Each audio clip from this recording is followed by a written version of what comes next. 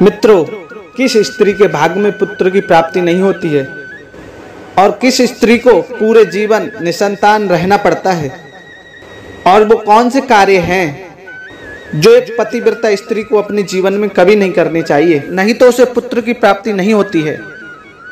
मित्रों, एक समय की बात है जब माता लक्ष्मी भगवान विष्णु से मिलने के लिए जाती हैं और भगवान विष्णु से कहती हैं, प्रभु मैं आपसे 3 प्रश्नों के उत्तर पूछने के लिए आई हूँ। तो भगवान विष्णु कहते हैं, हे देवी, तुम निश्चिंत होकर अपने 3 प्रश्नों को मुझे बताओ, मैं तुम्हारे प्रश्नों का उत्तर अवश्य दूंगा। तो प्रश्नों को बताते हुए माता लक्ष्मी कहती हैं, प्रभु मेरा पहला प्रश्न ये है कि वो कौन सी स्त्री है जिसके भाग्य में पुत्र की प्राप्ति नहीं होती और वो पूरा जीवन निसंतान ही रहती है। और मेरा दूसरा प्रश्न है, वो कौन सी स्त्री है जो समय से पहले ही विधवा हो जाती है और बिना पति के दुखी जीवन व्यतीत करती है। और मेरा तीसरा प्रश्न है, वो कौन सी स्त्री है जो पति के होते हुए भी एक दुखी जीवन जीती है और उसे अपने जीवन में कभी सुख की प्राप्ति नहीं होती है। तो भगवान विष्णु माता लक्ष्मी के 3 प्रश्नों को सुनकर बोले, हे देवी, मैं तुम्हें एक कथा सुनाता हूँ जिसे सुनकर तुम्हें तुम्हारे प्रश्नों का उत्तर मिल जाएगा, किंतु बहुत ध्यान से सुनना। तब माता लक्ष्मी कहती हैं, आप कथा सुनाइए, मैं कथा को पूरा मन लगा के सुनूंगी। कथा को सुनाते हुए भगवान विष्णु कहते हैं, एक समय की बात है जब एक गांव में एक सेठ रहता था और उस सेठ के 2 बेटे थे और दोनों की शादी हो चुकी थी तथा सेठ और सेठ की पत्नी दोनों ही बहुत दुष्ट स्वभाव के थे। और सेठ का बड़ा बेटा और उसकी पत्नी भी दुष्ट स्वभाव की थी, लेकिन सेठ का छोटा बेटा बहुत ही अच्छे स्वभाव का था और उसकी पत्नी भी बहुत अच्छे स्वभाव की थी और वो अकेले ही घर का सारा काम करती थी और घर में सभी के कपड़े धोती थी। इतना सब कुछ करने के बाद भी सेठ की पत्नी और बड़े बेटे की पत्नी उसका हमेशा अपमान करती रहती थी। कथा को आगे बताते हुए भगवान विष्णु कहते हैं, सेठ की बड़ी बहू का एक बेटा था और छोटी बहू को एक पुत्री थी। सेठ की पत्नी हमेशा उस पुत्री को लेकर अपनी छोटी बहू को ताना मारती रहती थी।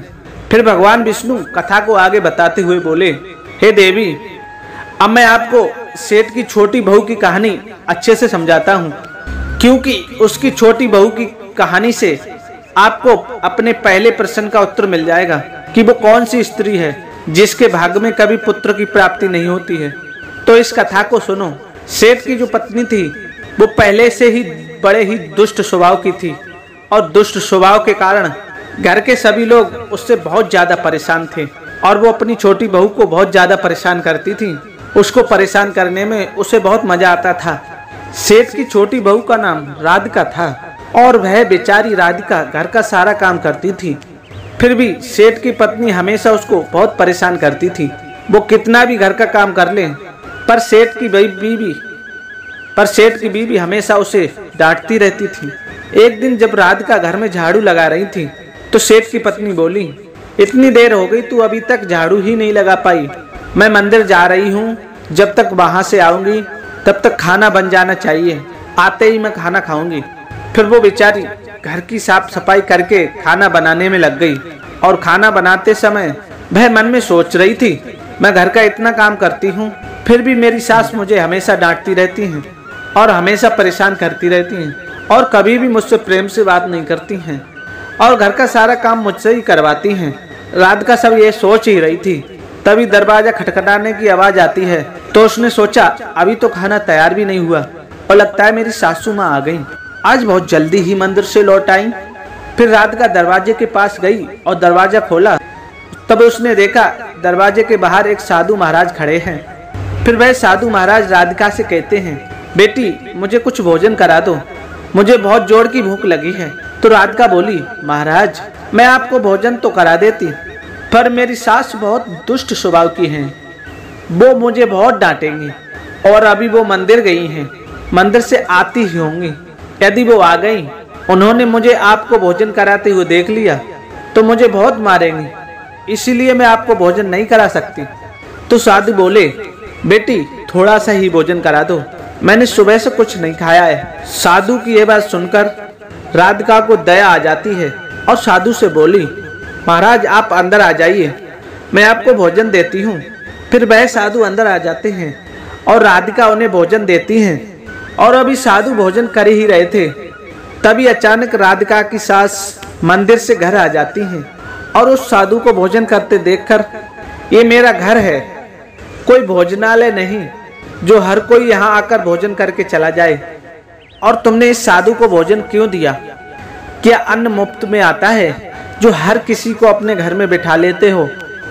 और यह कहकर उस साधु को धक्के मारकर अपने घर से बाहर निकाल दिया और उसका खाना उठाकर बाहर फेंक दिया। फिर राधिका से कहने लगी, तूने इस साधु को भोजन क्यों कराया? अन्न कितना महंगा आता है, तुझे पता नहीं? अब घर के लोग क्या खाएंगे? तो राधिका डरते हुए बोली, साधु बहुत भूखा था, इसलिए मैंने उसे भोजन दे दिया और उसे मैंने अपने हिस्से का भोजन दिया है, इसलिए मैं आज भोजन नहीं करूंगी। और इतना गुस्सा क्यों होती हो? भोजन तो उसे अपने हिस्से का दिया है।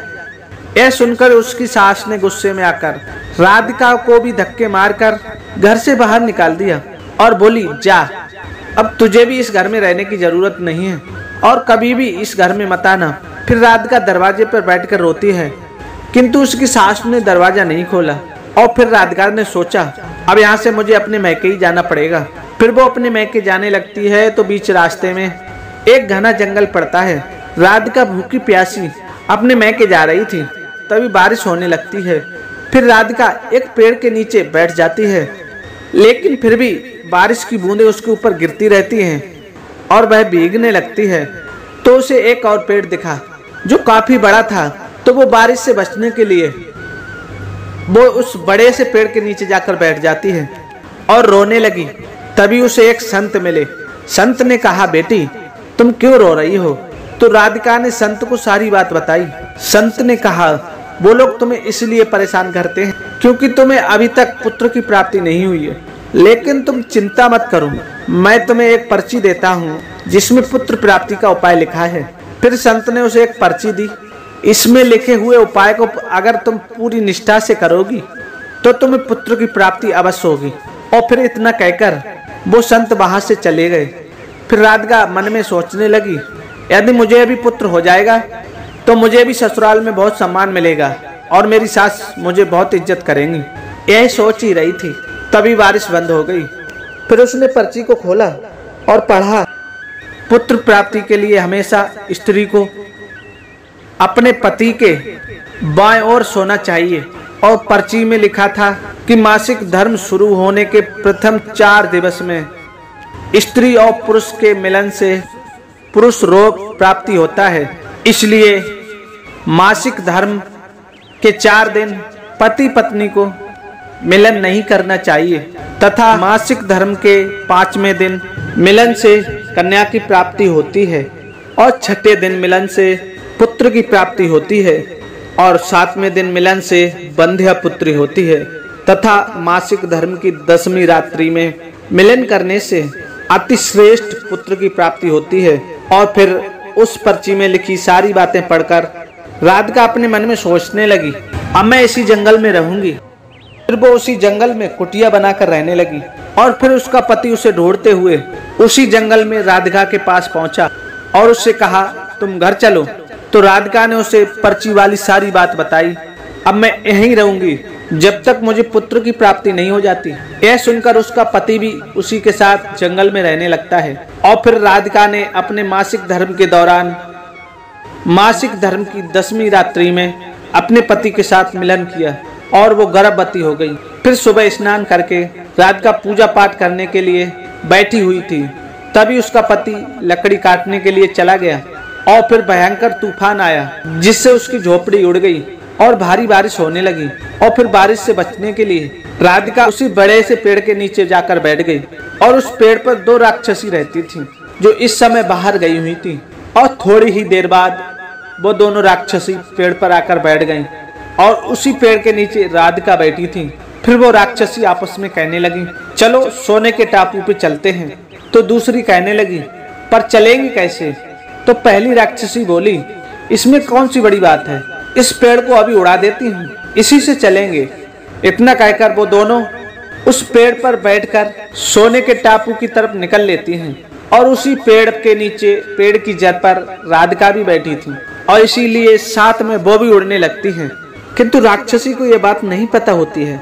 इसी पेड़ के नीचे एक औरत भी है। फिर कुछ ही देर में वो दोनों राक्षसी सोने के टापू में पहुंच जाती हैं और फिर दोनों राक्षसी को भूख लगी। फिर वो दोनों पेड़ से उतरकर शिकार करने के लिए चली गईं।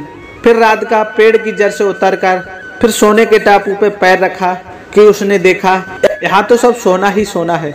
फिर वो जल्दी जल्दी सोने को अपने साड़ी के आंचल में भरने लगी और जितना सोना भर सकती थी उतना भर लिया और फिर दोबारा से उसी पेड़ की जड़ पे जाके बैठ गई। फिर कुछ देर बाद दोनों राक्षसी शिकार करके वापस आईं और फिर पेड़ के ऊपर बैठ गईं और फिर दोनों आपस में कहने लगी, चलो अब यहाँ से चलते हैं। और फिर कुछ ही देर में वो दोनों पेड़ को लेकर वहीं आ जाती हैं। फिर राधिका तब तक पेड़ की जड़ पे ही चुपचाप बैठी रही जब तक वो दोनों राक्षसी वहां से चली नहीं गई। फिर भगवान विष्णु कहानी को आगे बताते हुए माता लक्ष्मी से कहते हैं, अब कहानी को ध्यान से सुनना, क्योंकि यहीं से आपको पता चलेगा कि किस स्त्री के भाग्य में पुत्र की प्राप्ति नहीं होती है। तो माता लक्ष्मी कहती हैं, जी प्रभु। फिर भगवान विष्णु कहते हैं, फिर कुछ देर बाद वो दोनों राक्षसी वहां से चली गईं। फिर राधिका उन सोने को लेकर पेड़ की जड़ से नीचे आ गई और सोचने लगती हैं, ये सारा सोना लेकर मैं अपने घर जाऊंगी और मेरी सास इतना सोना देखकर खुश हो जाएंगी और मुझे परेशान करना बंद कर देंगी और मुझसे घर का काम भी नहीं कराएंगी। राधिका ये सोच ही रही थी, तभी उसका पति भी जंगल से लकड़ी काट कर आ गया और राधिका से कहने लगा, इतना सारा सोना तुम कहाँ से लाई हो?